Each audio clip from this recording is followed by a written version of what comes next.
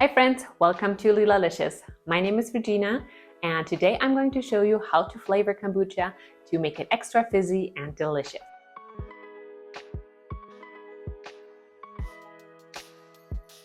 In my previous videos, I've shown you how to grow your own SCOBY, which is an essential ingredient to brewing your own kombucha at home. If you follow those steps, then now you have a big batch of homemade kombucha at the ready, like this one. And it is perfectly fine to enjoy as is, as unflavored kombucha. But if you prefer flavored kombucha and the fizzy carbonation in it, then keep watching this video and I will show you how to achieve that. I'm going to show you how you can use fruit juices and spices to flavor your kombucha. I'm going to share some of my favorite flavors, as well as a guideline for the amounts of your favorite flavorings to add, so that you can get started with different flavor combination and experimentation as well. Aside from homebrewed kombucha and your flavoring materials, we also need flip-top bottles. These are a couple of options here. The key part of this is that the tops have a rubber seal that tightly fits on top and completely seals off the bottles. Any screw top lids usually don't provide that same kind of seal. You can purchase different colors and sizes of flip-top bottles online.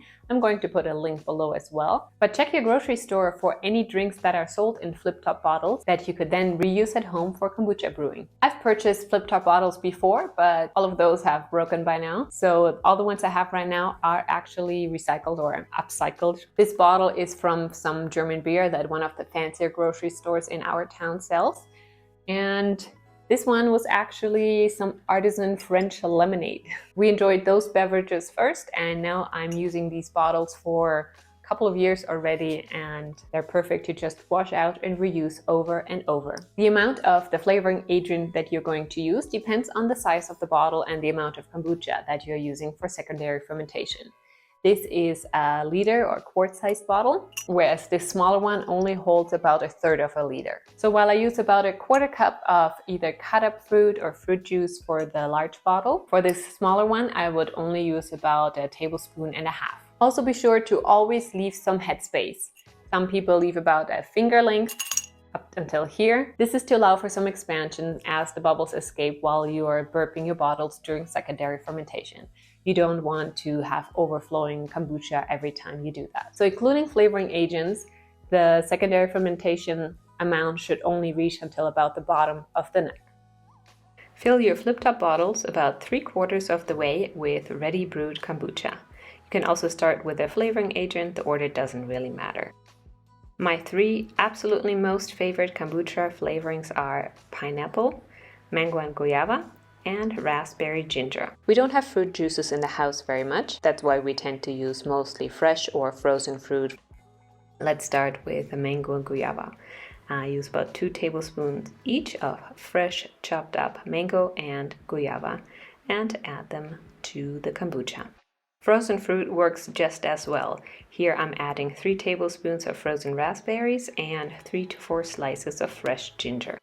And by far the most used flavoring agent in our household are frozen pineapple chunks. We usually have them in the freezer and it makes really delicious kombucha. The flavor is a nice balance of sweet and tart, and it works really well at carbonating kombucha and making it extra fizzy and delicious. After adding the flavoring agent, you can close the bottle, top it up with some more kombucha if there's room, and give it a bit of a shake so that any fruit pieces that may be stuck on the sides of the walls or in the neck can get washed down, because if they're not submerged in liquid, they may start to mold.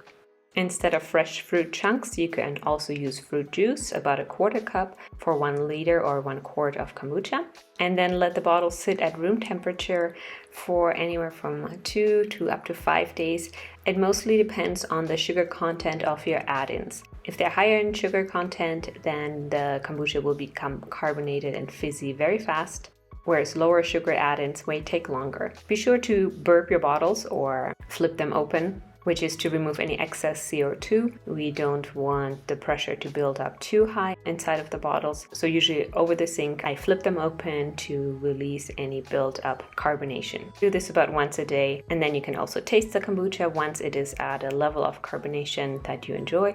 You can close the bottle and store them in the fridge for the next week or two. It may last longer, but keep in mind that the fermentation process will continue, so more carbonation will build up, so be careful when flipping them after leaving a longer time, and also the kombucha may become more tart and more acidic if you let it sit longer. Now to enjoy your kombucha, pour it in a glass, over ice if you prefer. If you have fruit chunks in the bottles, you may want to pour over a fine mesh sieve to remove the fruit pieces. But don't throw them out. I'm going to show you a quick bonus recipe that you can make with the leftover fruit bits. I usually add them to a container in my freezer and store them until I have a full quart-sized deli container full. And this just barely scratches the surface of the possibilities that you have with flavoring kombucha. Some other ideas are in making chai-spiced kombucha. Add maybe a teaspoon of sugar just to get the carbonation going, and then add a combination of chai spices from cinnamon, cloves, cardamom, nutmeg to up to about half a teaspoon in total for a quart of kombucha. Also try some fresh or dried lavender with blueberries. A nice Christmas flavored kombucha would be orange juice, cranberries, and cloves. And one of my personal favorites is a quarter cup of fresh pear chunks with a couple cloves and a crushed pod of cardamom. And this is how you flavor and carbonate your kombucha with secondary fermentation. Let me know in the comments if you're going to try this and which flavoring agents are you going to use. I love to hear from you. And maybe I will get some delicious flavor inspiration from you guys. And now on to repurposing your kombucha flavoring fruit. Once you have strained it out of your kombucha, instead of discarding the fruit pieces, you can make a sort of kombucha jam. I collect them in the freezer, and once I have a big container full of them, I add them to a saucepan together with some sugar. I usually weigh the amount and use about half the weight of the fruit in sugar, so anywhere from half a cup to a cup, and then let it simmer until all the fruit is softened. This really depends on the type of fruit you're using. I have here a combination of loquat, pineapple, apples, and strawberries. Because of the high amount of apples, it actually cooked quite fast. If it's mostly pineapple, it will take longer. And then I puree everything with immersion blender until smooth and let it cool down, and then transfer it to glass jars and store in the fridge. And just look at this, something that would have usually been a waste product and discarded now made me a jar and a half of homemade jam. And it makes a great spread on bread. I also like it to flavor and sweeten my oatmeal and yogurt. And if you're like me and always have a variety of kombucha flavors, then the flavor of your kombucha jam will also always vary. When straining the flavored kombucha, I try to keep mostly the fruit only. If I have used spices as well, I will try to pick them out because they can become too overwhelming if blended up into jam. Thank you so much for watching. I hope you enjoyed this video. If so, please give it a thumbs up and share it with your kombucha and fermentation loving friends. And I will see you soon again with another delicious recipe. Bye for now.